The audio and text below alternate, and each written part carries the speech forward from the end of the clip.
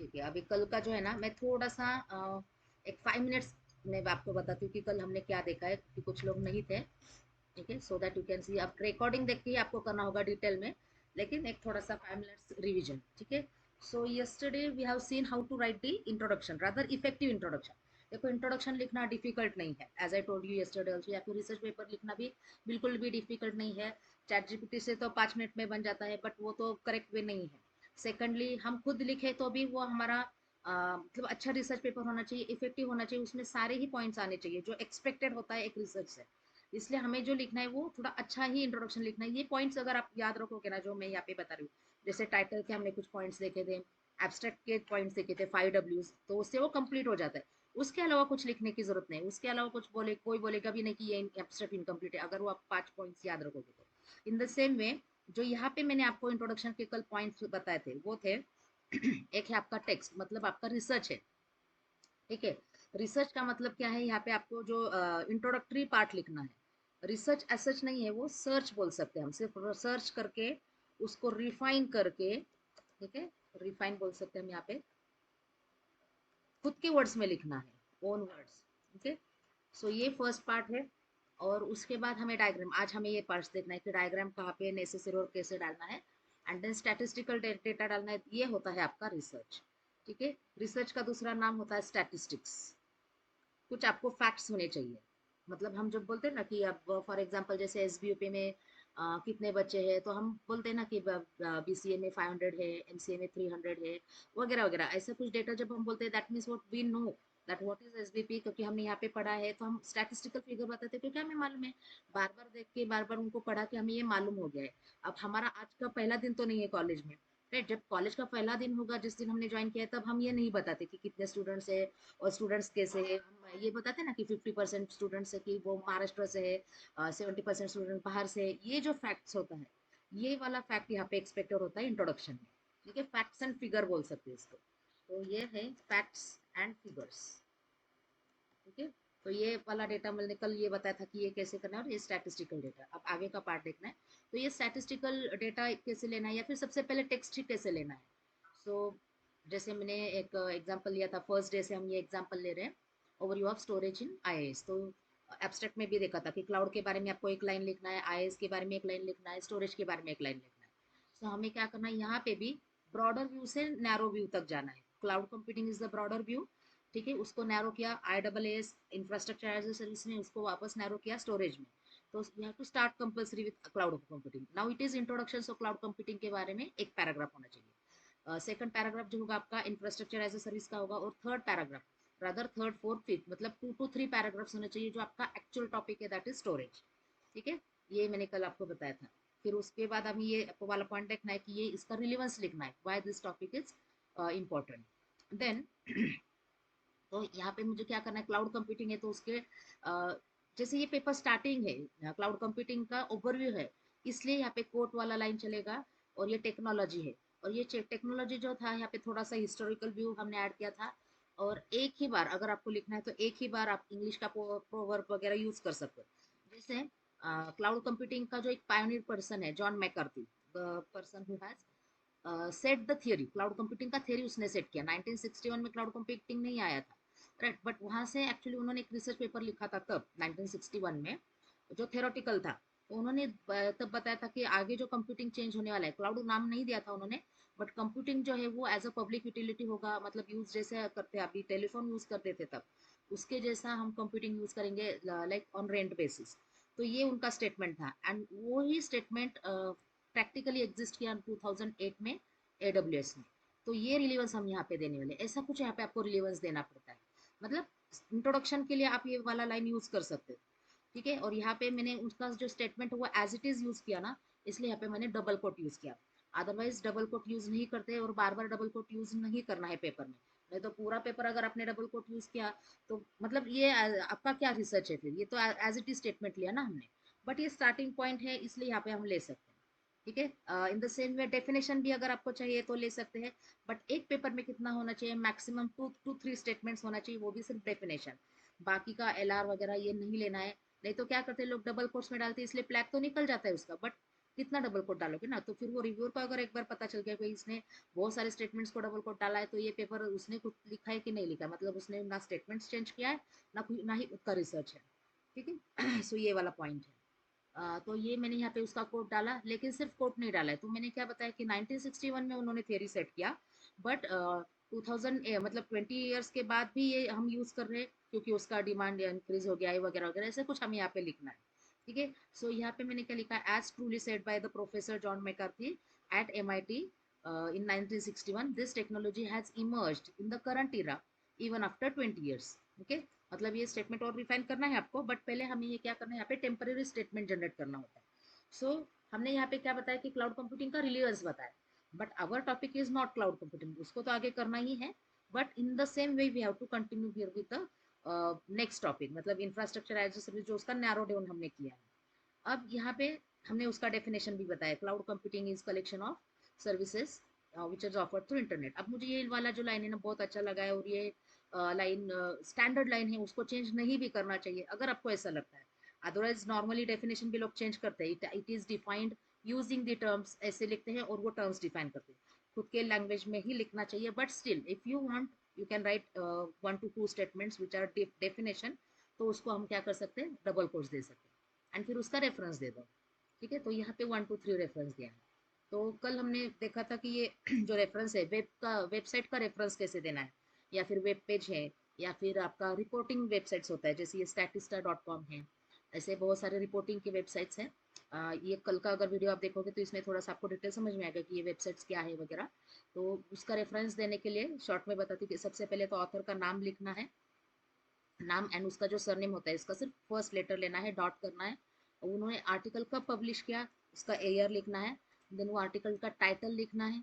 Then उसका URL लिखना है, एंड हमने कब एक्सेस किया, एक्सेस ऑन एक्सेस ऑन, और डेट उसका लिखना है।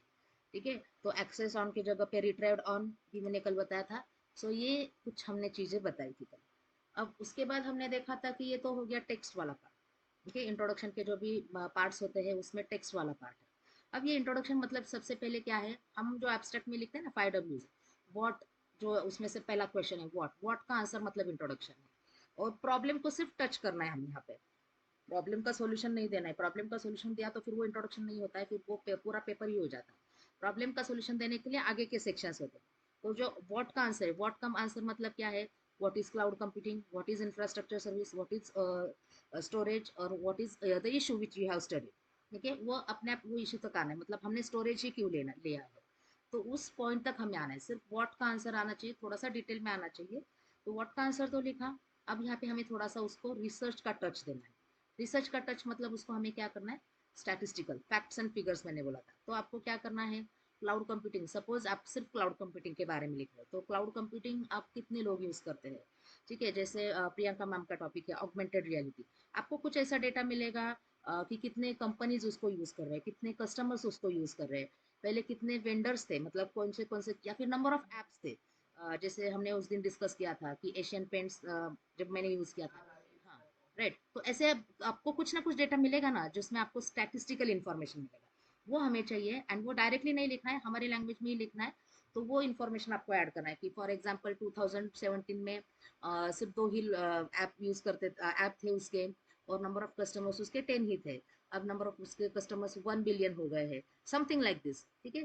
तो वो डेटा आपको कहीं ना कहीं मिलेगा, एंड वो आपको लिखना है, कैसे लिखना है, परसेंटेज के फॉर्मेट में। Our target is not to write the actual fact and figure, fact and figure तो हमें लेना है, राइट। बट अगर वो ऑलरेडी परसेंटेज में है, तो आपको डबल, ट्वाइस, थ्राइस ऐसे कुछ वर्ड्स करना है, आपको थोड़ा सा चेंज करना है। इसको बोलते हैं रिसर्च, इसको बोलते हैं स्टैटिस्टिकल पार्ट, जो मैंने आपको बताया था। रिसर्च का मतलब, रिसर्च अगर एक है कॉइन है, तो उसके 2 पार्ट्स होते हैं। एक मतलब आपको डेटा लेना है, उसको उसका इंसाइट्स वगैरह फाइंड आउट करना है, बट वो इंसाइट्स फाइंड आउट करने के लिए सबसे पहले स्टैटिस्टिकल इन्फॉर्म होना चाहिए।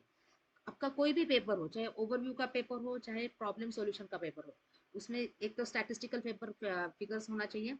सेकंडली कहीं ना कहीं किसी भी चीज़ का ग्राफ होना चाहिए। एक छोटा सा ट्रिक है, ऐसा समझ लो कि कहीं ना कहीं उसका ग्राफ होना चाहिए। ओवरव्यू के पेपर में क्या ग्राफ बना है, वो तो हमें देखना है कि इसका ग्राफ कैसे बनेगा। बट वो ग्राफ बनता है मतलब क्या है कि आपने सिर्फ कॉपी पेस्ट नहीं किया है, आपने कुछ आपका खुद का दिमाग लगाया और कुछ डेटा जो है वो आपको अलग तरीके से बताया। फॉर एग्जांपल जैसे कल हमने एक स्टैटिस्टिका साइट देखा था, स्टैटिस्टा साइट देखा था, तो वहाँ पे हमने देखा कि 2017 से वो यूजर्स कैसे इंक्रीज हो गए, उसके नॉट यूजर्स, उसका मार्केट कैसे चेंज हो गया। तो मार्केट तो हमें यहाँ पे लिखना नहीं है टेक्नोलॉजी के पेपर में, लेकिन मैनेजमेंट के पेपर में आता है। तो मतलब $145 से $675 हो गए, ये हमें फैक्ट मिला है उधर से। उसको हमें कन्वर्ट करना है हमारी लैंग्वेज में, तो हम कैसे लिख सकते हैं कि market turnover has increase at least by 30% every year, मतलब 2017 से लेके 2018 का आपको परसेंटेज फाइंड आउट करना होगा। तो मान लो कि वो 28 है, 29, उसको अप्रोक्सीमेटली आप कन्वर्ट कर सकते हो 30% में, या फिर 28 भी लिखा तो भी चलेगा। मतलब वहाँ पे उल्टा हुआ अच्छा हो जाएगा, क्योंकि रिव्यूअर्स क्या करेंगे, वो रेफरेंस पे जाएंगे, टू पे जाएंगे, और वहाँ पे देखेंगे भाई वहाँ पे तो 20% 30% नहीं लिखा है, मतलब इस बंदे ने कुछ कैलकुलेशन किया है, और ऐसे ही रैंडमली नहीं लिखेगा। एंड आपके पास वो फाइल होगा कि जिसमें आपने लिखा है। अगर आप कॉन्फ्रेंस में भी करते हो प्रेजेंट, तो आपके पास वो कैलकुलेशन रहेगा, देखो हमने ये कैलकुलेशन किया है कि 20 to 30% ये इंक्रीज हो गया है। मतलब आपको थोड़ा सा वो चेंज करना है, तो इसको क्या बोलते हैं, एनालिसिस एंड सिंथेसिस। जो डेटा आपको मिला है, फैक्ट्स एंड फिगर्स, ठीक है, वो आपने क्या किया है, आपके लैंग्वेज में लिखा है, जो मैं यहाँ पे बोलती हूँ ओन वर्ड्स। और ओन वर्ड्स में सिर्फ ओन वर्ड्स में नहीं लिखा है, उसको आपने क्या किया, चेंज किया है ना, तो इसको बोलते हैं सिंथेसिस।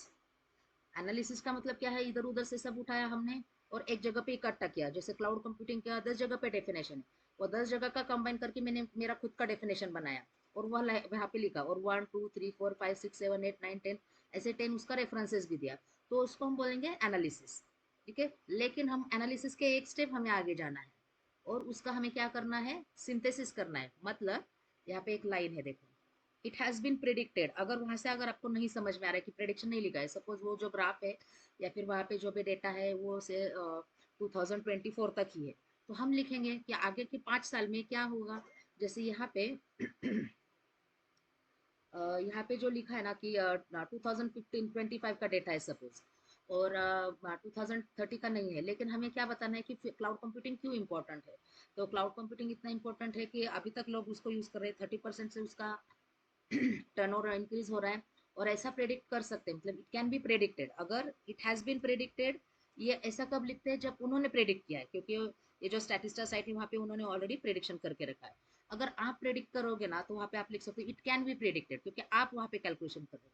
और अगर आपका कैलकुलेशन कर रहा है, कुछ ना कुछ टूल वगैरह लगा के आपने कैलकुलेशन किया है कि 2030 में आपका जो टर्नओवर है वो 2 बिलियन से इंक्रीज हो रहा है, 3 बिलियन से, समथिंग लाइक दिस।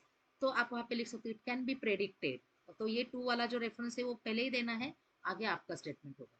तो इसलिए मैंने यहाँ पे रेड से मार्क किया है, because this is your analysis, this is your synthesis.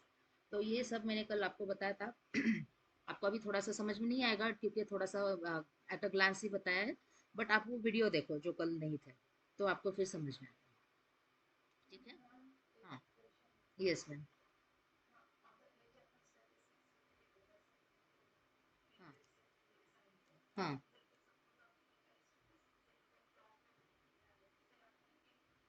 हो, हो. फक्त ते ब्लॉगची जी साईट आहे ना, ती फक्त चांगली साईट पाहिजे असं मी म्हटलं होतं काल. आता गिग्स फॉर गिग्स जी आहे ना, ती कसली साईट आहे माहिती आहे का? ती जी साईट आहे ती नोट्सची साईट आहे. आणि नोट्सची साईट ऑथेंटिकेटेड नाही मानली जात रिसर्च पेपरसाठी. नोट्स आहेत, म्हणजे ती साईट काही वाईट नाहीये. आपण त्याच्यावरनं कंटेंट वाचतो, पण ती रिसर्च पेपरसाठी रेकमेंड नाही करत. आपण प्लेसमेंटसाठी मुलांना रेकमेंड करू शकतो, आपण नोट्ससाठी मुलांना रेकमेंड करू शकतो, ओव्हरऑल आहे म्हणून. पण रिसर्चला काय लागतं, लिटरेचर. लिटरेचर कुठलं लागतं त्यांना, रिसर्च पेपरचा लागतो फर्स्ट ऑफ ऑल, बुक्सचा लागतो, आणि काही चांगल्या वेबसाईट. आता ह्या ज्या वेबसाईट आहेत ना, तो मी बघितलं, टेक्नॉलॉजी रिव्ह्यू म्हणजे काय आहे, तर तुम्ही त्याचं नाव वाचलं की तुम्हाला कळेलच की ते ऑथेंटिकेटेड आहे की नाही. म्हणजे ह्याच्यावर आहे ना टेक्नॉलॉजीचे रिव्ह्यूज लिहितात लोक, आणि ते कोणीही नाही लिहू शकत. हे कोण लिहितात, जे म्हणजे त्याच्यातले एक्सपर्ट आहेत ते. ठीक है। सेकंड, जो साइट था यहाँ पे मैं हमने कल देखा था, ये स्टैटिस्टा। ऐसे 3-4 साइट है। एक स्टैटिस्टा है, एक क्लाउड वॉच है, क्लाउड की इसमें भी 2-3 है। ठीक है, ये रिपोर्टिंग की साइट्स बोलते हैं, मतलब इसमें आपको फैक्ट्स एंड फिगर्स मिलेगा, इसमें टेक्स्ट नहीं मिलेगा, तो फैक्ट्स एंड फिगर्स मिलेगा। देन ये विकीपीडिया साइट है, विकीपीडिया तो वर्ल्ड वाइड फेमस है ना, इसलिए हमने वो यूज किया है। तो अब डेटा उठाना है तो है हमें, लेकिन वो ऐसा डेटा उठाना चाहिए कि वो ऑथेंटिकेटेड हो, कहीं से भी नहीं होना चाहिए, क्योंकि फिर मतलब वो ट्रू है कि नहीं, उसका ट्रूथनेस पे सवाल आता है ना, दैट इज मोस्ट इम्पोर्टेंट। इसलिए जो वेबसाइट लेना है आपको, अब डेफिनेशन के लिए तो आपको वेबसाइट पे ही जाना पड़ेगा। मतलब रिसर्च पेपर से मिलेगा, इसका कोई गारंटी नहीं है अगर नया टेक्नोलॉजी है तो। अगर किसी ने डिफाइन किया है, और कुछ साइंटिस्ट जो वो बुक्स लिखते हैं, उनका खुद का डेफिनेशन है तो फिर आप बुक्स भी रेफर कर सकते हो। ठीक है, सो लेकिन रेफर तो ऐसे ही करना है आपको, जो मैंने यहाँ पे लिखा है। सो जो वेबसाइट्स होगा वो सिर्फ प्रॉपर वेबसाइट्स होना चाहिए। गिग फॉर गिग्स नहीं होना चाहिए। आपको अगर लर्न करना है तो वहाँ पे लर्न करो, उधर का कोई लाइन है तो वो अच्छा है तो वो कॉपी कर लो, लेकिन उसको चेंज करो। ओके, बट उसका रेफरेंस मत दो, वो थोड़ा सा सिर्फ मटेरियल बढ़ाने के लिए वगैरह आप यूज़ कर सकते हो। ओके, तो हर एक चीज़ का रेफरेंस देने की ज़रूरत नहीं है।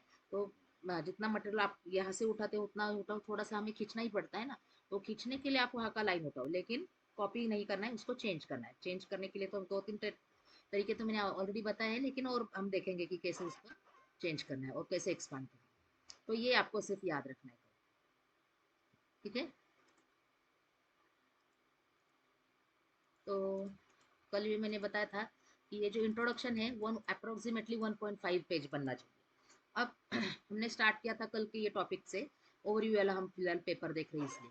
तो सबसे पहले मैंने ओवरव्यू लिखा क्लाउड कंप्यूटिंग का, जिसमें रिलेवेंस ऑफ करंट टाइम वो भी मैंने यहाँ पे लिख दिया। डेफिनेशन लिखा, खुद के लैंग्वेज में लिखना है एक्चुअली, लेकिन एक आध डेफिनेशन आप कॉपी कर सकते हो, ज़्यादा नहीं करना है, लेकिन उसको डबल कोट्स डालना है, नहीं तो फ्लैग में अटकेगा वो।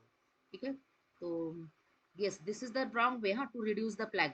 मतलब हर एक पैराग्राफ को क्या करो, आप डबल कोट्स करते जाओ, हर एक स्टेटमेंट को डबल करते जाओ, पूरा फ्लैग आपका जीरो आएगा, but then it is of no use. मतलब आपने सर सब इधर उधर से ही कॉपी किया है, रिव्यूअर तुरंत देखेगा। इसलिए सिर्फ फ्लैग देख के आपका पेपर कभी एक्सेप्ट नहीं होता है। फ्लैग हम देखते हैं, मैं भी रिव्यूअर हूँ तो मैं सबसे पहले फ्लैग ही देखती हूँ कि इसका फ्लैग 10% से कम है या नहीं। उसके बाद मैं देखती हूँ कि उसने लिखा कैसे है। तो डबल कोट्स वाला स्टेटमेंट एक या दो है तो चलेगा, उसके आगे फिर ऐसे करते हम चेक मार्क करते हैं।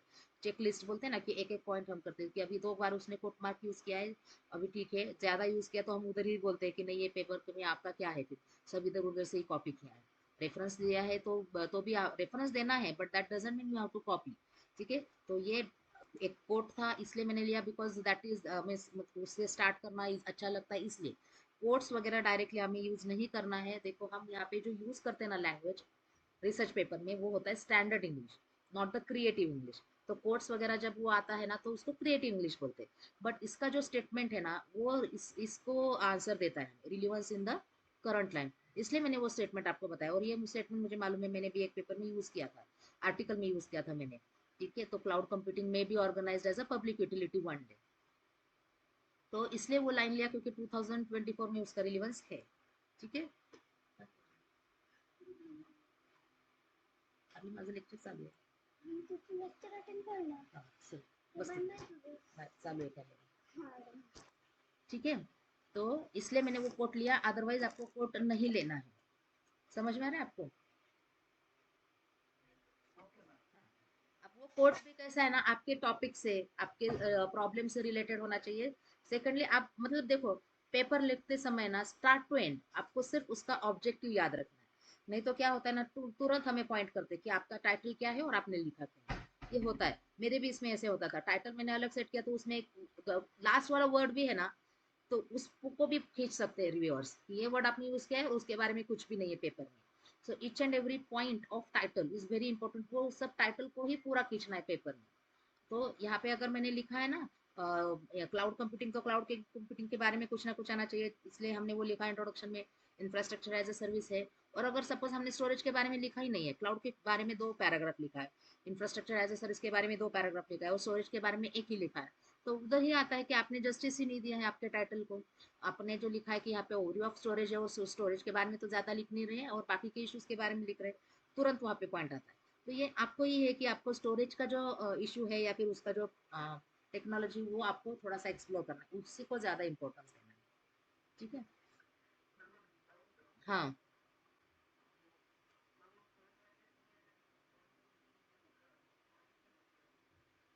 वो नहीं पॉइंट्स नहीं है वो, रेफरेंस है रेफरेंस। हाँ, अब ये रेफरेंस देखो, तो सबसे पहले हम क्या करते हैं, मुझे कोट्स चाहिए था। अब ये आप याद रखो कि इंट्रोडक्शन में सबसे पहले अगर आपको चाहिए तो आप कोट लिख सकते हो। ठीक है, अब ये कंपलसरी इसलिए नहीं क्योंकि वो लिखते ही नहीं है, बट कभी एक दो पेपर में मैंने देखा था, एक दो पेपर में। और वो पेपर अच्छी जगह पे पब्लिश भी हुआ था। तो अगर आपको चाहिए और अच्छा भी लगता है थोड़ा सा, लेकिन वो कोट रिलेटेड होना चाहिए। तो अगर आपको चाहिए तो वहाँ पे कोट ऐड करो। सबसे पहले फर्स्ट लाइन ही होना चाहिए, उसके बाद होना चाहिए उसका डेफिनेशन, ठीक है, एंड उसके बाद होना चाहिए उसके फैक्ट्स एंड फिगर्स, एंड फिर उसका रिलेवेंस होना चाहिए, relevance in the current world, ठीक है, रिलेवेंस इन करंट टाइम। जैसे 2024 में हम क्यों क्लाउड कर रहे हैं, ठीक है। तो ये 4 पॉइंट्स, 4-5 जो पॉइंट्स है ना, वो याद रखना है आपको फर्स्ट पैराग्राफ में।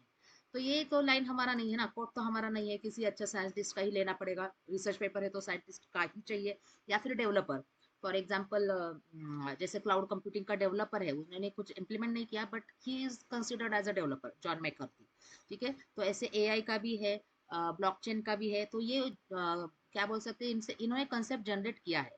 उन्होंने अगर वो कंसेप्ट जनरेट नहीं किया रहता तो ये कंसेप्ट आता ही नहीं, टेक्नोलॉजी आता नहीं शायद। इसलिए उनको बोलते हैं ना कि ऑनर देना है हमें, उनको ऑनर देने के लिए आप ये कोट यूज कर सकते हो और वो वैलिड हो जाता है, but it should be in the first, अगर आपको चाहिए तो। Otherwise don't include the quote in the rest of the paper, बाकी कहीं पे भी नहीं चाहिए। आपको चाहिए तो it should be in the beginning as a first line, okay. तो उसका थोड़ा सा अच्छा मतलब स्टार्ट करना है आपको। जैसे ये पूरा मैंने स्टेटमेंट लिया, because I don't want to change the quote. Quote और जनरली चेंज नहीं करते, डेफिनेशन आप चेंज कर सकते हैं। और मैंने यहाँ पे लिखा है as truly said by professor. तो हमने यहाँ से स्टार्ट किया नहीं है सिर्फ, अब यहाँ पे मैं क्या कर रही हूँ, उसका कंटिन्यूशन कर रही हूँ मेरे टॉपिक में, कि उसने जैसे बोला है ये प्रूव हो गया है इन 2024 की ये टेक्नोलॉजी अभी सब लोग पब्लिक यूटिलिटी के जैसा यूज कर रहे हैं। ऐसा कुछ मुझे यहाँ पे स्टेटमेंट लिखना है, इसलिए वो कोट मैंने यूज किया। Otherwise cloud computing is very nice technology, something like this, ऐसा कोट अगर आपने लिखा है तो वो नहीं चलेगा if it is not related to your title, okay. आपका टाइटल क्या है उसके हिसाब से ही है, तो आप लिख सकते हो। या फिर आप उसको कन्वर्ट करो, मतलब कोई भी कोट है ना, अगर अच्छा कोट है तो उसको हमें कन्वर्ट करने आना चाहिए। जैसे आपका शुरू हो जाएगा तब हम एक एक कोट ऐड करेंगे, ठीक है। और ये जो कोट है मेरा तो नहीं है, वो साइंटिस्ट का है, तो वो हमने कहीं ना कहीं रेफर किया होगा ना। तो ये वाला कल वेबसाइट हमने देखा था, यहाँ पे मुझे वो मिला, उधर से मैंने वो कोट उठाया, इधर उसका रेफरेंस दिया। ये जो रेफरेंसिंग स्टाइल है इसको बोलते हैं IEEE रेफरेंसिंग स्टाइल, ठीक है। रेफरेंसेस का एक सेपरेट लेक्चर होने वाला है हमारा, कि अलग अलग टाइप के रेफरेंसेस में पैसे पेपर कैसे लिखना है, कुछ उसके टूल्स भी है। अभी हमें मैनुअली सीखना है, क्योंकि मैनुअली सीखा तो आपको याद रहेगा। इसलिए अगर कभी टूल नहीं भी है, इंस्टॉल्ड नहीं है, या फिर कुछ प्रॉब्लम आ रहा है, तो आप मैनुअली भी उसको चेंज कर सकते हो। इसलिए तो अभी जो हम कर रहे हैं IEEE का है, क्योंकि वो स्टैंडर्ड है। और 99% पेपर्स में आपको यही स्ट्रेटेजी यूज करना होता है। सेकंड होता है आपका APA स्टाइल ऑफ रेफरेंसिंग, या फिर साइटेशन बोल सकते हैं, ठीक है। तो APA स्टाइल वाला है, लेकिन हम वो बाद में डिस्कस करेंगे। अभी तो हमें ये जो हमने यूज किया ना, स्क्वायर ब्रैकेट में 1, ठीक है, इसको बोलते हैं IEEE स्टाइल। और स्क्वायर ब्रैकेट में 1 का मतलब क्या है, ये जो लाइन है, ये जो हमने सब उठाया ना, ये सब, ये कहाँ से उठाया है, ये इस वेबसाइट से उठाया है। वेबसाइट होगा, या फिर रिसर्च पेपर होगा, थीसिस होगा, पेटेंट होगा, कॉपीराइट होगा, कुछ भी रिसर्च रिलेटेड डॉक्यूमेंट होगा। तो अब ये रिसर्च रिलेटेड डॉक्यूमेंट है का, यस है, क्योंकि ये रिव्यू है, टेक्नोलॉजी रिव्यू। रिव्यू का मतलब ही क्या होता है, रिसर्च इनडायरेक्टली। वो रिव्यू बताते हैं, वो यूज करते हैं, और फिर वो बताते हैं कि ये टेक्नोलॉजी कैसा है। और ये जो सेकंड वेबसाइट है यहाँ पे, ये स्टैटिस्टिकल फिगर्स है, मतलब ये भी तो रिसर्च ही करते हैं, इसलिए वो वैलिड है, ठीक है। और ये यहाँ से हमने डेफिनेशन लिया है। डेफिनेशन तो हमें लेना होगा ना, क्योंकि बेसिक थियरी हम वहाँ से ही पढ़ते हैं, इसलिए अच्छे वाले ही रेफरेंसेस लेने हैं। समझ में आ रहा है? हाँ, ओके। हाँ, अभी हमें देखना है सेकंड पार्ट। अब ये सेकंड पार्ट है आपका डायग्राम। अब डायग्राम में कैसा है, आप एग्जिस्टिंग डायग्राम्स आप कभी भी कभी कभी पेपर्स में यूज कर सकते हो, और कुछ पेपर्स में आपको खुद का डायग्राम चाहिए। अब खुद का डायग्राम, अगर आपको कंसेप्ट समझा है, सपोज क्लाउड कंप्यूटिंग मुझे इतना अच्छा समझा है कि जितना भी डायग्राम मैंने वेबसाइट पे देखा है वो इतना अच्छा नहीं है, उसमें कुछ ना कुछ कमियां है। तो मैंने मेरा खुद का डायग्राम बनाया है सपोज, या फिर अगर आपको बनाना है तो आप बना सकते हो, और वो डायग्राम्स आप यहाँ पे यूज कर सकते हो। सेकंड थिंग, एग्जिस्टिंग डायग्राम है, कभी कभी हमें existing diagram as it is लेना पड़ता है। फॉर एग्जाम्पल, जैसे आपका पेपर का टाइटल है सपोज से अर्थराइटिस प्रेडिक्शन, ठीक है। अब यहाँ पे ये वाला सपोज आपने टाइटल लिया है, तो अर्थराइटिस क्या है, अर्थराइटिस एक बोन रिलेटेड डिसीज है, ठीक है। सपोज नी पेन है, या फिर कोई भी बोन रिलेटेड है, तो उसका एक्सरे फाइंड आउट करते हैं। और वो एक्सरे के जो इमेजेस है उससे क्या करते हैं, डॉक्टर्स प्रेडिक्ट करते हैं कि ये जो है आपका आर्थराइटिस हुआ है, वो एक्सरे देख के, क्योंकि मतलब वो एक्सरे में कुछ होगा इमेज रिलेटेड थिंग्स जिनसे पता चलता है कि इस पर्सन को आर्थराइटिस है। तो ये आर्थराइटिस क्या है और ये आर्थराइटिस इमेज से कैसे करती है, इसके लिए मुझे एक इमेज तो देना चाहिए ना। अब ये अर्थराइटिस जो है उसका एक्सरे का इमेजेस ऑलरेडी गूगल पे बहुत सारी इमेजेस अवेलेबल है, उसमें से एक अच्छे साइट से डायग्राम कॉपी करना है और उसका रेफरेंस देना है कि व्हाट इज अर्थराइटिस। ठीक है, और अर्थराइटिस का इमेज वहाँ पे देखे हम बता सकते हैं दिस इज अर्थराइटिस, और ये वाला हम प्रेडिक्शन करेंगे या ऐसे करेंगे वो आगे की बात है। लेकिन अर्थराइटिस क्या है, क्योंकि ये साइंटिफिक टर्म है, सबको नहीं समझ में आता, common man doesn't know what exactly the arthritis is. तो उनको समझाने के लिए मुझे क्या करना पड़ेगा, एक फर्स्ट पैराग्राफ होने के बाद व्हाट इज अर्थराइटिस हम बोलेंगे। ठीक है, अर्थराइटिस का डेटा देंगे हम, फैक्ट्स एंड फिगर्स। ठीक है, और उसके बाद हम क्या करेंगे, उसका डायग्राम देखेंगे। तो इसके लिए मैंने एक पेपर बनाया था, तो वो मैं आपको दिखाती हूँ कि जो एग्जिस्टिंग डायग्राम्स है वो कैसे हम यूज करते हैं। तो यहाँ पे एक पेपर है, आई थिंक फर्स्ट वाला ही पेपर होगा, रिव्यू पेपर है। ठीक है, इसमें होगा।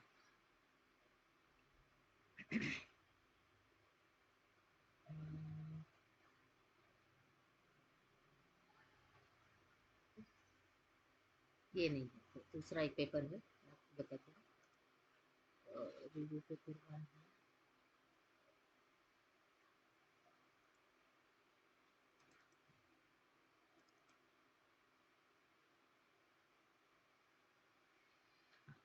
दिख रहा है आपको पेपर? हाँ, अभी ये देखो यहाँ पे क्या लिखा है, ये एंडोर्समेंट वगैरह ये तो मैंने आपको बताया, टाइटल में थोड़ा सा एडजेक्टिव वगैरह डालना है। तो पेपर क्या है, निमोनिया प्रिडिक्शन। ठीक है, अब यहाँ पे उन्होंने क्या किया, प्रिडिक्शन भी नहीं, एंडोर्समेंट ऑफ प्रिडिक्शन निमोनिया, मतलब क्या है, इनडायरेक्टली वो निमोनिया का डिटेक्शन प्रिडिक्शन भी, उसका ट्रीटमेंट यूजिंग एआई कैसे करते हैं, एग्जिस्टिंग सॉल्यूशंस के बारे में। ठीक है, अब यहाँ पे देखो इंट्रोडक्शन में क्या लिखा है, निमोनिया अटैक्स लंग्स वगैरह सब ऐसे लिखा है। ठीक है, मतलब निमोनिया के बारे में लिखा है, डिटेक्शन तक अभी मैं गई ही नहीं। ठीक है, उसके सिम्टम्स क्या है, उसको उससे क्या होता है, एंड उसके बाद क्या लिखा है, देखो it kills 1 million people world wide, mostly children under 5, elderly above 65। ये वाला लाइन क्या है, इसको बोलते हैं फैक्ट्स एंड फिगर्स। समझ में आ रहा है? समझ में आ रहा है आपको, मैंने जो बताया था कि फैक्ट्स एंड फिगर्स आपको ऐड करना है। Then clinical evaluation, laboratory test, radiographic images वगैरह, ये इसके मेथड्स है। मतलब थोड़ा सा डायरेक्टली एआई तक में आई नहीं, एआई तक तो हमें आना है, लेकिन निमोनिया क्या है और क्यों होता है, कैसे होता है, तो उसको डिटेक्ट किया जाता है। मतलब इसके पहले मैनुअल प्रोसेस था, मैनुअल प्रोसेस मतलब क्या था कि हमें टेस्ट करना पड़ता है, एक्सरे निकालना पड़ता है वगैरह वगैरह। सो ये सब मैंने वहाँ पे बताया है। Nowadays we are using AI वगैरह, वो सब हमें वहाँ पे लाना है। तो एंटीबायोटिक्स ये वगैरह उसके ट्रीटमेंट्स है। ठीक है, ये थोड़ा सा उसको मैंने यहाँ पे खींचा है, एक paragraph, just to focus only on pneumonia. अभी तक मैं डिटेक्शन पे प्रेडिक्शन पे नहीं आई हूँ। एंड फिर मैंने बताया कि ये निमोनिया का एक्सरे कैसे होता है। देखो यहाँ पे निमोनिया क्या है, तो ये डायग्राम तो ड्रॉ करना ईजी नहीं है ना, क्योंकि ये इसके लिए तो थोड़ा स्किल चाहिए और हमें अच्छा सा ग्राफिक्स आना चाहिए। तो ये वाला डायग्राम सबको ड्रॉ नहीं करना है, सीधा आपको लेना है जहाँ पे उसका मिले और उसका रेफरेंस देना है। तो यहाँ पे मैंने उसका रेफरेंस दिया है। ठीक है, समझ में आ रहा है? राइट, और आगे भी देखिए, अब आगे भी मैंने इसका फैक्ट्स एंड फिगर। अभी देखो, pneumonia kills 15% of under 5 children over 8 lakh according to the हु मतलब क्या है सबको मालूम है, और उसका रेफरेंस दिया है। मतलब ये हु का ही वेबसाइट है, वर्ल्ड हेल्थ ऑर्गेनाइजेशन का।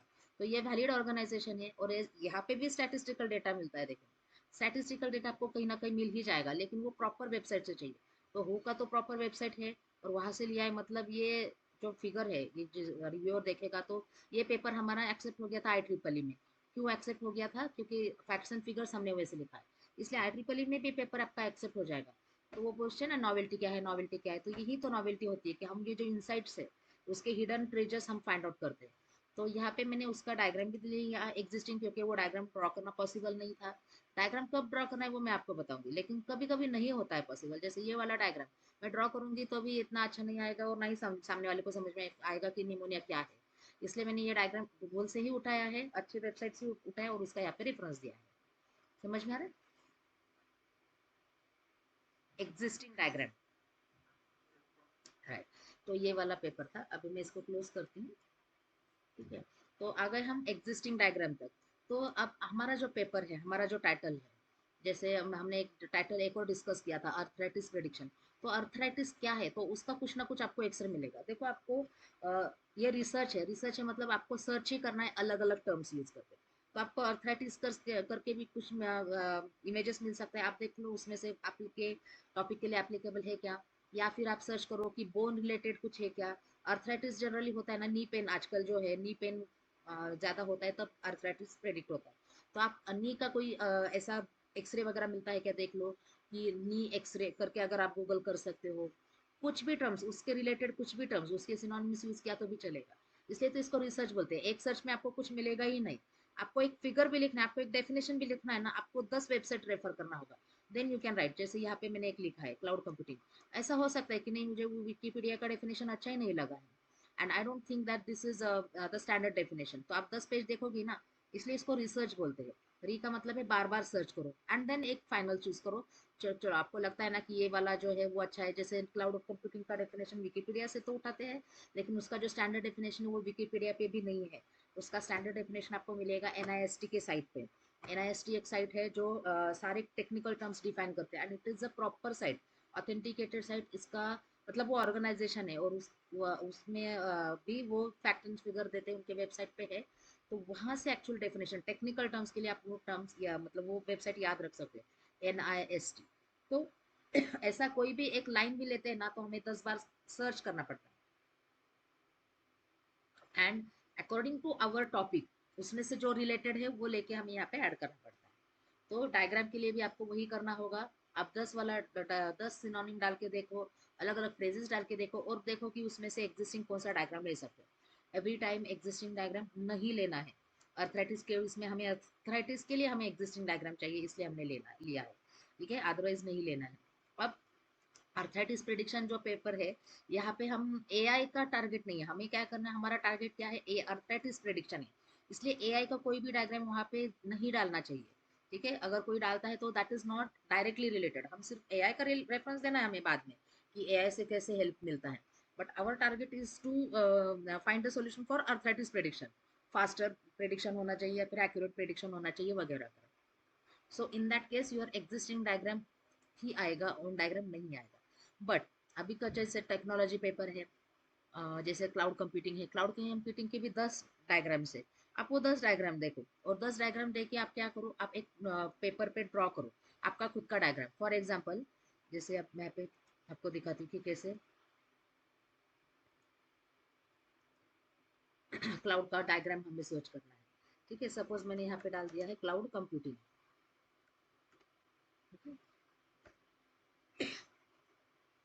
अब यहाँ पे एग्जिस्टिंग डायग्राम क्यों नहीं उठाना चाहिए ना, इसका रीजन बताएं। अब यहाँ पे सपोज मुझे इमेजेस मिल गया, एंड ये जो इमेजेस है, ठीक है, अब ये बहुत अच्छा अच्छा इमेजेस है।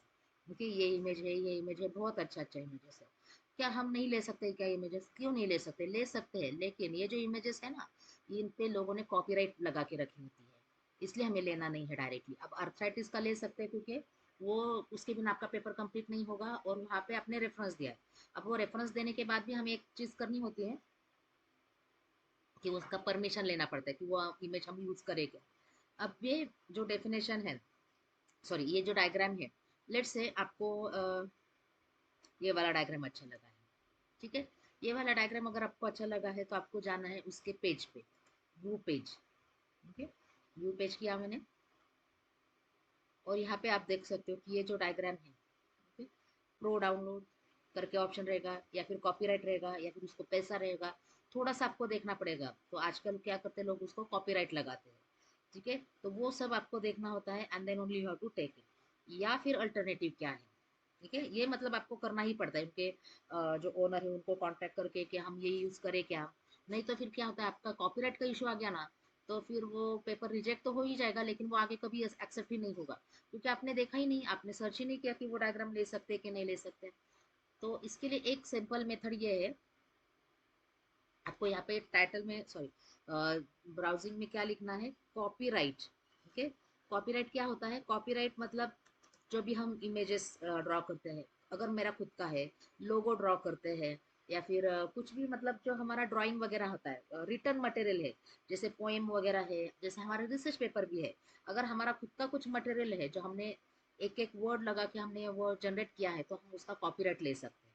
अल्गोरिदम का भी कॉपीराइट लेते हैं, सॉफ्टवेयर का भी कॉपीराइट लेते हैं, मोबाइल ऐप का भी कॉपीराइट ले सकते हैं।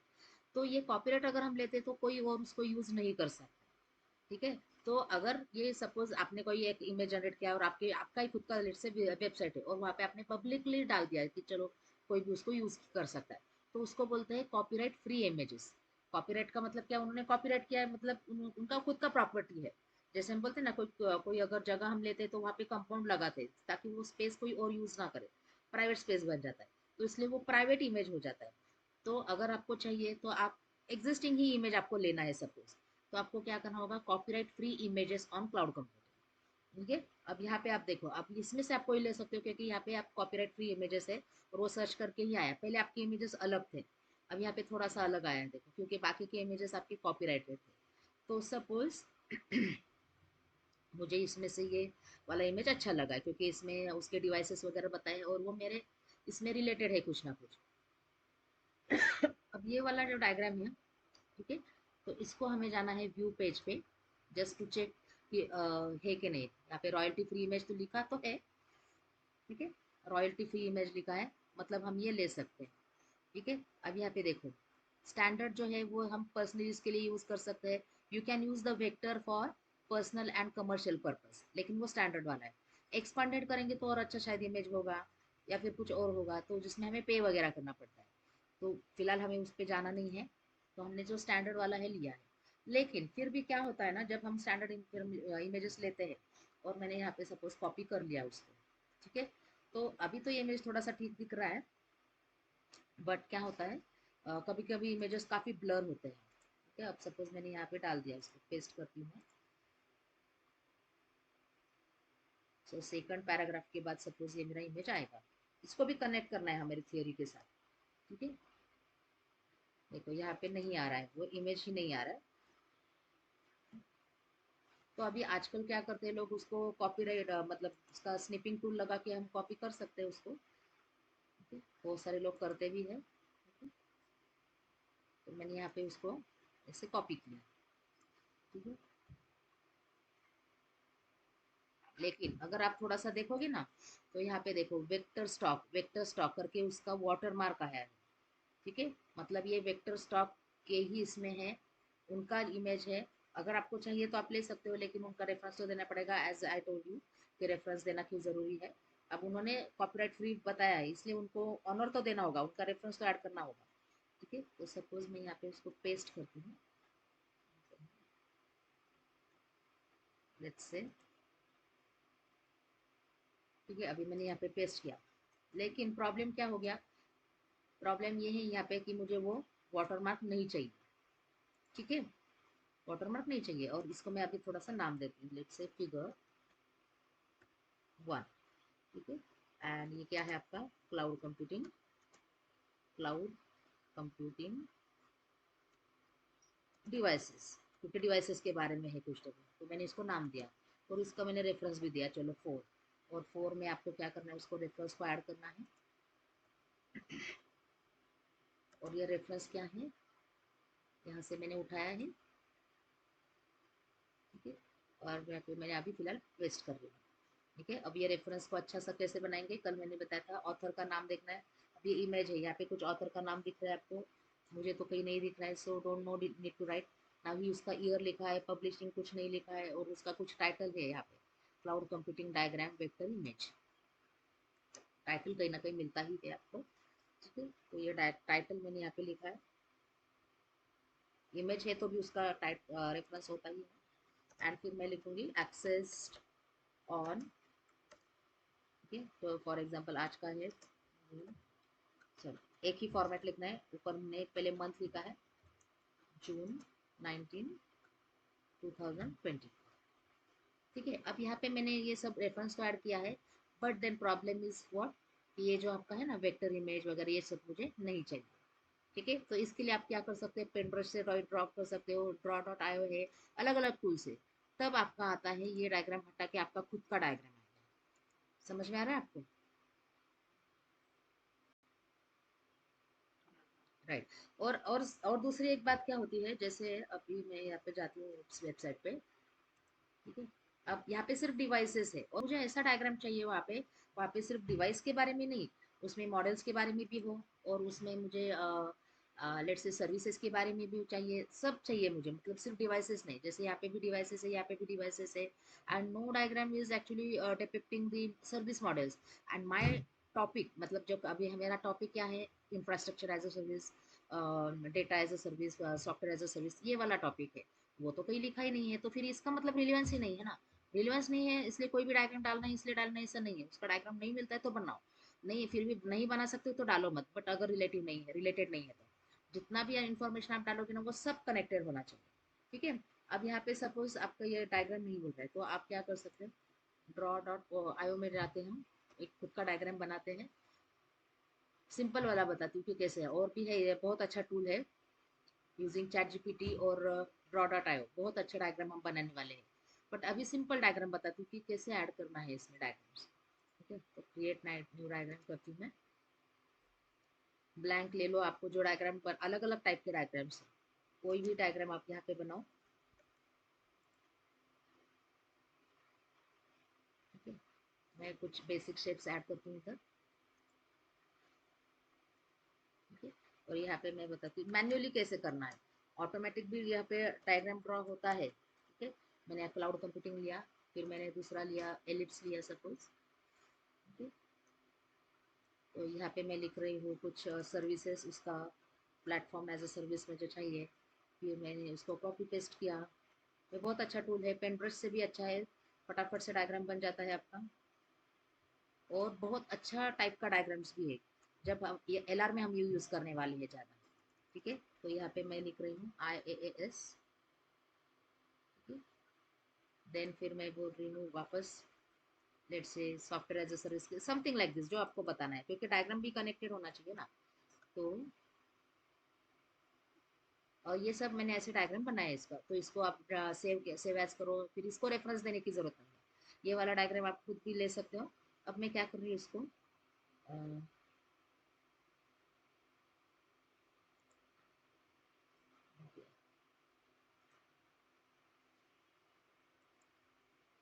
इसको मैंने सपोज कॉपी किया यहाँ पे और यहाँ पे डाल दिया, ठीक है।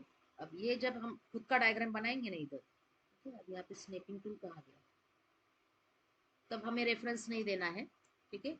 तो इन दैट केस हम यहाँ पे लिखते हैं कंपाइल्ड, ठीक है, कंपाइल्ड बाय। अब ये जब कंपाइल्ड बाय अभी वर्ड नहीं आएगा, अब यहाँ पे आएगा ड्रॉन बाय, क्योंकि अगर आप अलग अलग डायग्राम मिक्स करने वाले हो तो कंपाइल्ड बाय आएगा। कंपाइल्ड का मतलब है हम मिक्स कर रहे हैं एंड एक रिफाइंड मॉडल कर रहे हैं। अभी आपको चाहिए तो सिंपल वाला ड्रॉ किया है तो ड्रॉन बाय, सेम ड्रॉ किया तो ये नहीं आएगा, रेफरेंस ही आएगा। सपोज ये वाटरमार्क नहीं चाहिए और सेम आपने शेप्स यूज किया, मतलब यहाँ पे जैसे क्लाउड का शेप है, नोटबुक, मतलब ये वर्ड्स भी हमने यूज किया और डायग्राम भी ऐसा ही है एज इट इज, कलर्स वगैरह चेंज किया, कलर चेंज किया, दैट डजंट मीन्स कि आपका डायग्राम है। ये तो उसी बंदे का कंट्रीब्यूशन है जिसने ये बनाया, आपने क्या किया, बस उसको अच्छा बनाने के लिए, वाटरमार्क रिमूव करने के लिए कलर चेंज किया है या फिर शेप चेंज किया है। सो दैट डजंट मीन कि आपका खुद का डायग्राम है। जब आप लिखोगे ना ड्रॉन बाय या फिर कंपाइल्ड बाय, मतलब उसमें दो तीन डायग्राम मिक्स होना ही चाहिए, जैसे मैंने अभी आपको बताया था कि सॉफ्टवेयर एज अ सर्विस, और ऐसा ऐसा कोई डायग्राम नहीं है ना कि क्लाउड कंप्यूटिंग था जिसमें सारा ही सर्विसेज बताया हो। बहुत सारे डायग्राम्स जो है उसमें software as a service, platform as a service और इंफ्रास्ट्रक्चर एज अ सर्विस ही बताया, लेकिन उसको छोड़ के भी एक है, जैसे डेटा एज अ सर्विस है, डेटाबेस एज अ सर्विस है, स्टोरेज एज अ सर्विस है, ऐसे कम से कम 8 to 10 सर्विसेज है, और वो कंबाइन करके कोई डायग्राम ही नहीं है। तो अगर आप ऐसा डायग्राम बनाते हो कि जो एग्जिस्ट ही नहीं है, मतलब उसका नॉन कलर्ड वर्जन या फिर अल्टरनेट कलर वर्जन भी एग्जिस्ट नहीं है, then you can write drawn by researcher. तो यहाँ पे रिसर्चर का मतलब है आपको, ठीक है। तब आप लिख सकते हो drawn by researcher, coined by researcher, compiled by researcher, collected by researcher, ऐसा कोई भी वर्ड आप यूज कर सकते हो, उसको सिनोनिम करके भी आप ये उसको लिख सकते हो। बट देन वहाँ पे रेफरेंस देने की जरूरत नहीं है, क्योंकि वो एज इट इज आपने उठाया ही नहीं है। और generally diagrams as it is उठाओ भी मत, क्यों, क्योंकि जब हम डायग्राम उठाते हैं ना तो उसका एक्चुअली साइटेशन का बहुत इशू आता है, मतलब लोग डायग्राम्स जनरली शेयर नहीं करते क्योंकि उनका मेहनत होता है वो, तो कुछ लोग शेयर करते हैं, ठीक है, वो हम ले सकते हैं। जैसे कॉपीराइट फ्री इमेजेस किया तो आपको मिलता है। ऐसे रिसर्च पेपर से अगर कोई डायग्राम लेना है तो उसका एक अलग मेथड है, वो हम बाद में देखेंगे कि वो डायग्राम कैसे लेना है।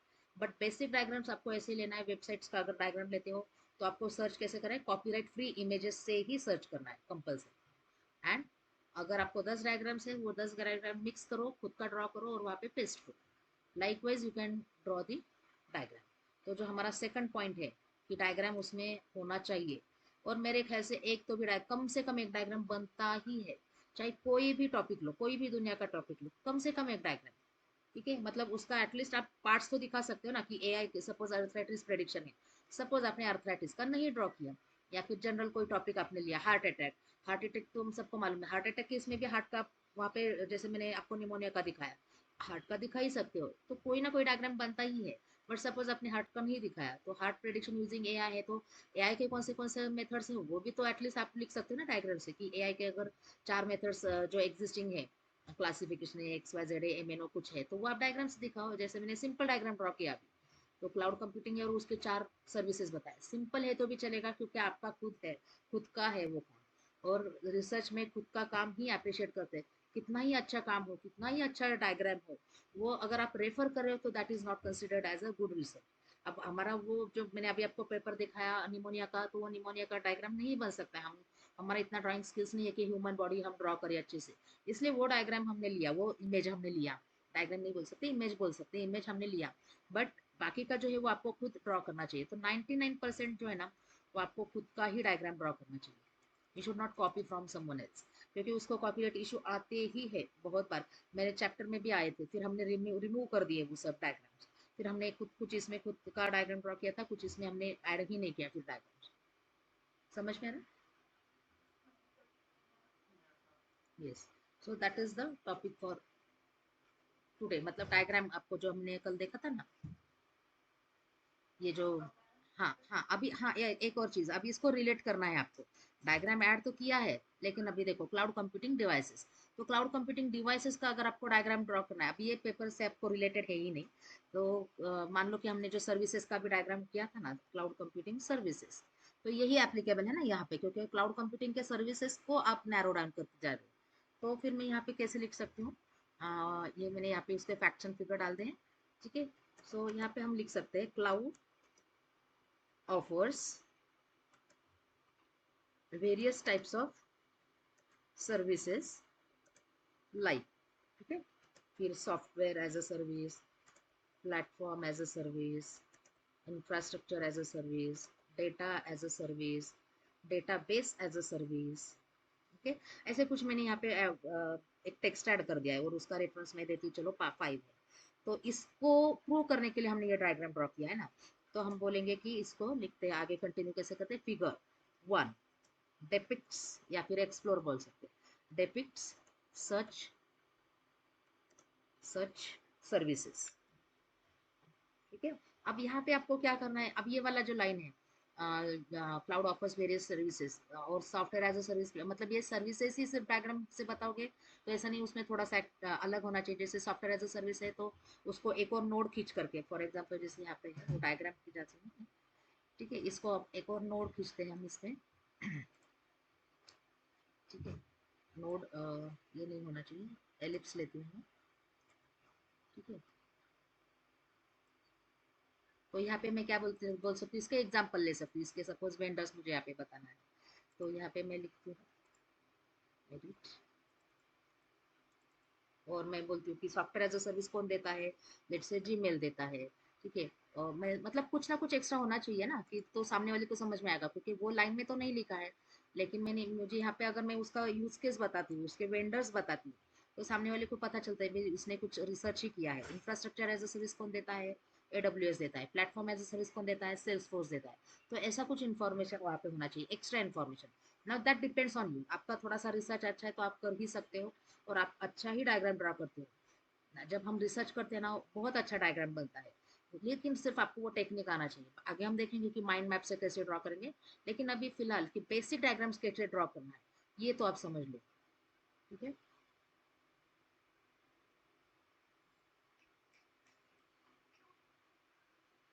समझ में आ गया सबको कि डायग्राम कैसे ड्रॉ करना है, सॉरी डायग्राम कैसे ऐड करना है। तो डायग्राम में दो पार्ट आपको याद रखना है, एक है एग्जिस्टिंग डायग्राम्स, कुछ चीज के लिए आपको एग्जिस्टिंग डायग्राम्स ही लेना है, जैसे अर्थराइटिस का वगैरह बताया था, उसका ग्राफिक्स बहुत अच्छा है इसलिए हमने ऐड किया, ऐसा नहीं करना है।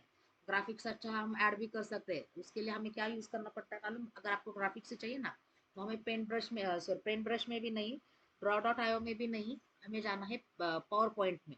पावर पॉइंट क्या है, पावर पॉइंट क्या है, can anyone tell? Yes, PowerPoint, yes presentation tool है इसमें, इसलिए उसमें ना डायग्राम्स बहुत अच्छे आते हैं क्योंकि उसमें कलर्स बहुत अच्छे हैं, डार्क कलर्स है। आप पे है मतलब पेंट कलर भी ले सकते हैं, लेकिन आप अगर आप वहाँ पे डार्क कलर लेते हैं ना, और उसको सेव एज करके देखो, पीएनजी इमेज से सेव एज करते समय ऑप्शंस आते हैं आपको, उसको पीडीएफ भी कर सकते हैं, उसका एक स्लाइड तब पीएनजी भी कर सकते हैं। तो वो बहुत ही अच्छा डायग्राम बनता है, फिर उसका मतलब आपको एचडी इमेज करने की वापस जरूरत नहीं पड़ती है। ये वाला अगर आपने डायग्राम लिया ना ऐसा, तो आपको क्या करना पड़ता है, कभी कभी रिव्यू आता है, मेरे पेपर में आया था रिव्यू कि this diagram is not looking good, इसका आपको एचडी इमेज चाहिए। तो फिर हमने ऑनलाइन टूल लगा के उसको उसका इमेज सॉरी उसका जो क्वालिटी है वो चेंज किया, एग्जिस्टिंग ही था लेकिन फिर भी हमें चेंज करना पड़ा। एक वो हमारा खुद का ही डायग्राम था, तो फिर उसको भी हमें चेंज करना पड़ा। सो बेटर, फिर उसके बाद हमने क्या किया, एक डायग्राम हमने जस्ट ट्राई करने के लिए पेंट ब्रश में सॉरी पावर पॉइंट में ड्रॉ किया, और वो अच्छा ही बन गया, और उसका इमेज भी अच्छा बन गया क्योंकि उसके कलर्स अच्छे। सो एक टिप है मतलब ये कि अगर आपको डायग्राम बनाना है तो आप पावर पॉइंट में भी बना सकते हो, ड्रॉ डॉट आयो की जरूरत नहीं है। ड्रॉ डॉट आयो कैसे ना थोड़ा सा ईजी है, एडिटिंग के लिए ईजी है, मतलब जब तक आपका डायग्राम फाइनल नहीं है ना, आप वहाँ पे ड्रॉ करते जाओ, और जब पेपर लिखते जाते एक और चीज हमें ऐड करते जाते, और जब आपको लगता है कि नहीं अभी ये डायग्राम आपका फाइनल है बट हमें उसको रिप्लेस करना है with good image, then you can draw the same diagram in PowerPoint. तब तक हमारा कंसेप्ट ऐड होते जाता है ना, जैसे मैंने पहले सिर्फ सर्विसेज ऐड किया, फिर उसको मैंने उसके केसेस ऐड किया, वेंडर्स ऐड किया, उसके बाद मैं सॉफ्टवेयर ऐड करूंगी, जैसे सॉफ्टवेयर एज अ सर्विस है तो कौन से सर्विसेज है वो मैंने ऐड किया। लाइकवाइज अगर आपका डायग्राम फाइनल नहीं है तो तब तक आप क्या करो, ड्रॉ डॉट आयो पे ही ड्रॉ करो क्योंकि वहाँ पे एडिटिंग अच्छा होता है। तो ऐसा नहीं कि पावर पॉइंट में एडिटिंग नहीं है, बट एक बार वो फाइनल हो गया तो फिर उसके बाद आप पावर पॉइंट में भी ड्रॉ कर सकते हो, but you have to add your own diagram.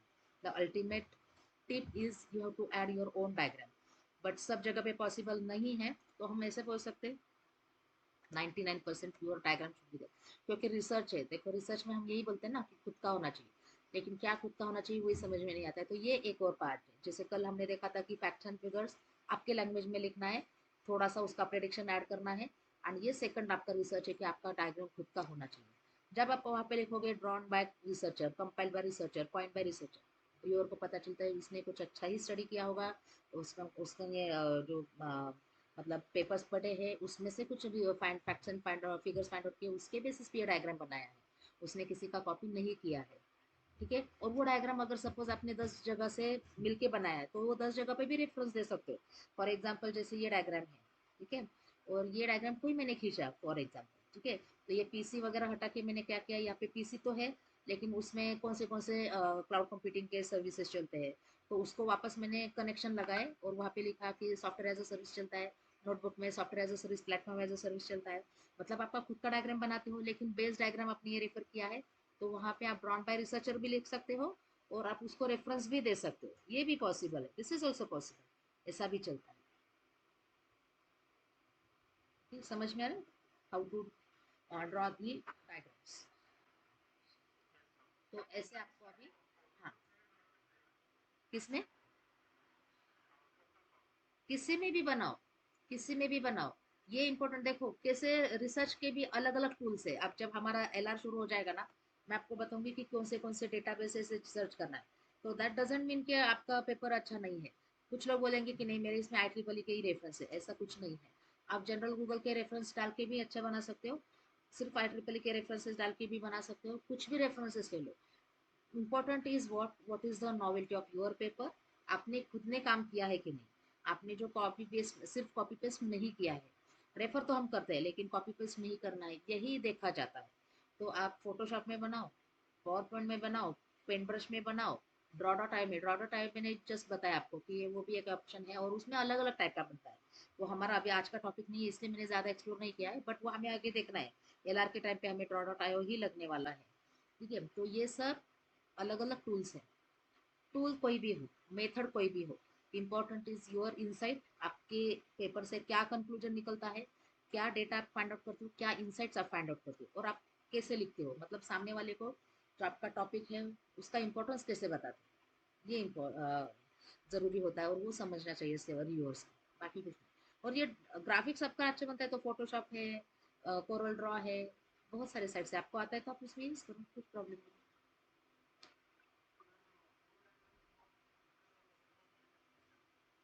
वो ऑन डायग्रामला कुठे येतो वॉटरमार्क? म्हणजे तुम्हाला टाकायचं एक्सप्लिसिटली टाकू शकता ना, त्याचा काहीच प्रॉब्लेम नाहीये, पण मग काय टाकणार वॉटरमार्कला? तुमचं नाव, नाव कुठेच नाही यायला पाहिजे रिसर्च पेपर्समध्ये, आपलं नाव कुठंच यायला नाही पाहिजे. इव्हन आपण जेव्हा लिहितो ना ह्याच्यानंतर टायटल नंतर आपले नाव येतात ते सुद्धा काढून टाकले जातात आणि मग पेपर तुमचा रिव्ह्युअर्सला पाठवला जातो, त्याला म्हणतात ब्लाइंड रिव्ह्यू. आणि जर तुमचं डायग्राम मध्ये तुमचं नाव असेल तर ते रिजेक्ट केलं जाईल. हा, तुम्ही आता समजा ही क्लाउडची डायग्राम आहे तर इथं वॉटरमार्कला तुम्ही क्लाउड क्लाउड क्लाउड असं लिहू शकता, ठीक आहे. पण गरज नाहीये, आपल्याला क्रिएटिव्ह नाही बनवायचं, लक्षात ठेवा. आपण काय करतो, आपल्याला आपण थोडंसं ना लेक्चरच्या ह्याच्यामध्ये बघतो सर, म्हणजे माझंही असंच व्हायचं. हम जब देखते हैं ना कि लेक्चर के टाइम पे हम क्या देखते हैं या फिर नोट्स के टाइम पे कि बच्चों को कैसे अच्छा नोट्स दे, मतलब क्रिएटिव दे, क्योंकि वो यूजी के स्टूडेंट्स होते हैं। बट रिसर्च में ऐसा नहीं है।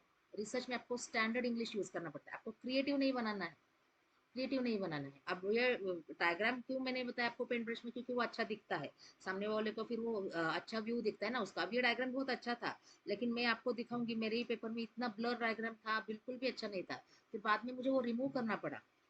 और एक दो पेपर में फिर हमने क्या किया था, उसको मैंने बताया ना एचडी कन्वर्ट किया हमने ऑनलाइन टूल लगा के, और फिर वो ऐड किया था। इसलिए आपको जनरली मतलब वाटरमार्क मत डालो, और डाला तो भी ऐसा क्लाउड वगैरह ऐसे जनरल आपका नाम तो नहीं आना चाहिए, ऑब्वियसली नाम कहीं पे भी नहीं आना चाहिए, आई का वर्ड नहीं आना चाहिए, वी का वर्ड कहीं नहीं आना चाहिए। रिसर्च में हम ऐसा नहीं दिखाते मैंने किया मैंने किया, नहीं। ये this research has been carried out, this research paper aims, this paper aims, ऐसे ही लिखते हैं हम थर्ड वॉइस करके। मैंने किया है, हमने किया है, ऐसा नहीं। ऐसा लैंग्वेज वहाँ पे किया यूज किया तो जो ए ग्रेड के जर्नल से वहाँ पे रिजेक्ट हो जाता है। They don't like such words.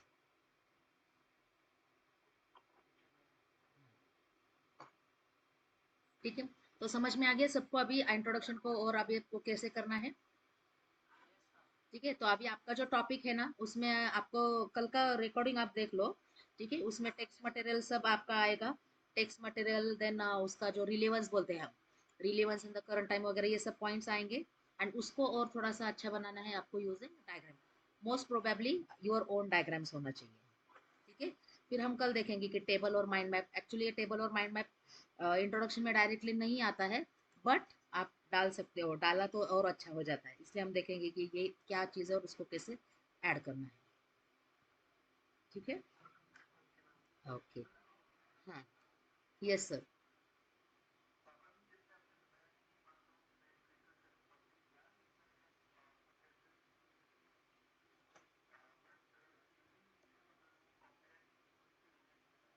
हाँ, इससे तो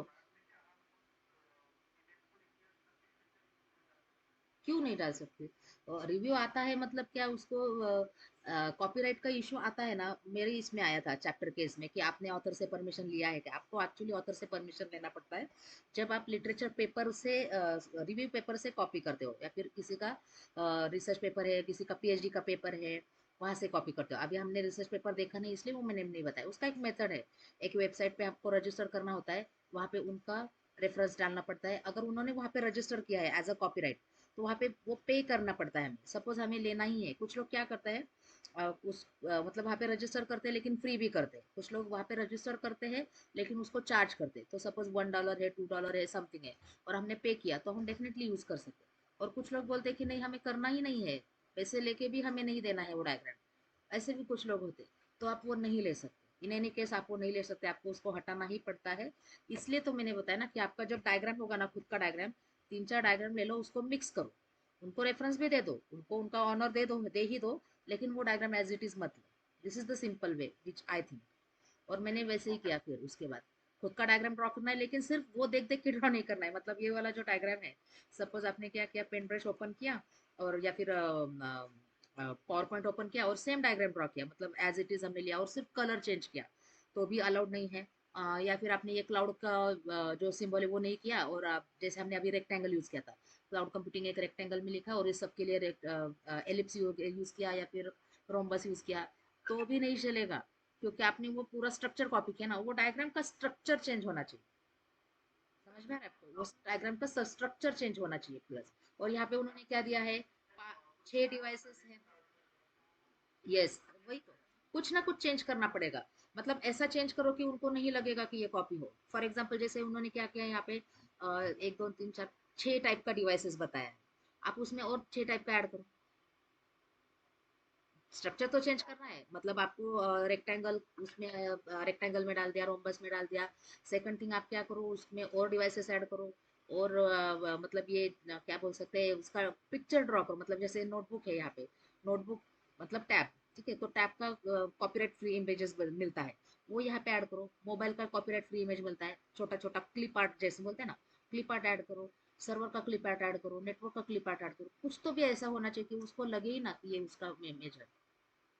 स्ट्रक्चर चेंज करना है। So likewise you can change and you can keep add your own diagram. फिर आप लिख सकते हो वहाँ पे compiled by researcher, coined by researcher. नहीं तो लिख नहीं सकते ना हम, पूरा का पूरा कॉपी किया, स्ट्रक्चर भी चेंज नहीं किया, तो आपको रेफरेंस देना ही पड़ेगा। आपने ड्रॉ किया तो भी वो वहाँ पे इशू आता है। मैंने खुद ड्रॉ किया था, इसलिए मैं बता रही हूँ कि एज इट इज ड्रॉ मत करो, ओके।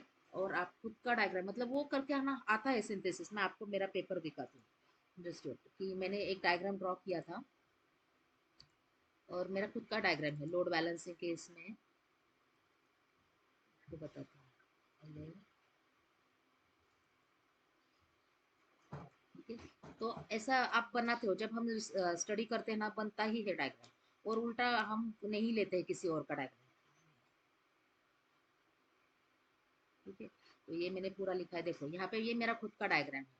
तो मैंने यहाँ पे लिखा नहीं है कंपाइल्ड बाय रिसर्चर, क्योंकि रेफरेंस नहीं है, that itself means this is my diagram.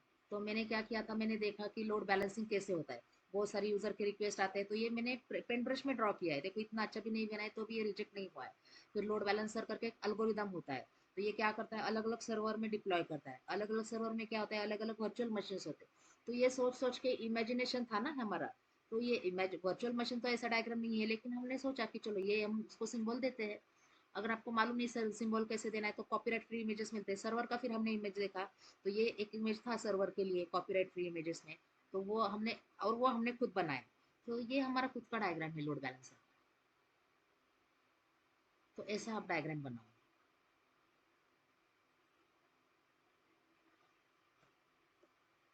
समझ में आ रहा है? ओके, तो फिर आप आज का टास्क क्या है आपका, इंट्रोडक्शन में आपको क्या करना है, डेफिनेशन, कोट, कोट अगर आपको चाहिए तो ऑप्शनल है, कंपलसरी नहीं है, बट डेफिनेशन तो आना चाहिए। Definition, facts and figures, and उसका relevance in the current world, and उसके डायग्राम्स। खुद का डायग्राम है तो ज्यादा अच्छा। This is the task till tomorrow. ठीक है। हाँ। हाँ।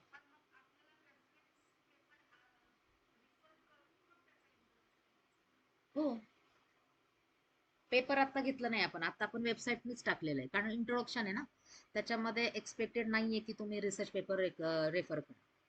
रिसर्च पेपरने केलं तर जास्त छान आहे, खूप छान आहे, पण अजून ते आपल्याला माहित नाही ना, कारण जनरली कसं होतं ना, डेफिनेशन किंवा हे फॅक्ट्स अँड फिगर्स ते नाही भेटत, कारण लोक नाही वापरत. म्हणजे आता जरी आपण पण बघ कसं केलेलं की it has be predicted that it will grow up to twice, thrice, मग याचा काही उपयोग होत नाही ना दुसऱ्यांना ऍज डायरेक्ट. म्हणून फॅक्ट्स अँड फिगर्स जे आहेत ना, ते प्रॉपर, म्हणजे प्रॉपर रिपोर्टिंगच्या साईटवरनं घेतलेत, म्हणजे काय तुम्ही ते तिथनं रेफर केले, तुम्ही दुसऱ्यांचं कॉपी पेस्ट नाही केलेलं. आलं लक्षात? असं त्याचा अर्थ होतो. म्हणून ऍटलिस्ट जो इंट्रोडक्टरी पार्ट आहे ना, तो तुम्ही, आणि फक्त स्टँडर्ड वेबसाईट्स बघायचे, बाकी काहीच अवघड नाही. आणि किती लागणार आहे आपल्याला, 5 to 6 रेफरन्सेस लागणार आहेत फक्त इंट्रोडक्शन लिहिण्यासाठी. ते फक्त चांगले पाहिजे, आणि ते 5 to 6 वरनं अख्खं इंट्रोडक्शन 1.5 पानांचं लिहायचं. एवढं येतं लिहिता, हा तेवढं ह्याच्यावरनंच लिहायचं ते. जास्तीत जास्त 10 रेफरन्सेस, कारण जास्त मग अजून त्या इंट्रोडक्शन मध्येच एवढे रेफरन्सेस घेतले तर बाकीचं काय ऍड करणार ना. म्हणून एक स्टँडर्ड किती आहे, 5 रेफरन्सेस, म्हणजे मी तर 5 6 घेते, त्याच्यावर घेत नाही, कारण त्याच्यातनं मिळून जातं सगळं इंट्रोडक्शन. ठीक है, सो कर सकते हैं सब लोग फिर।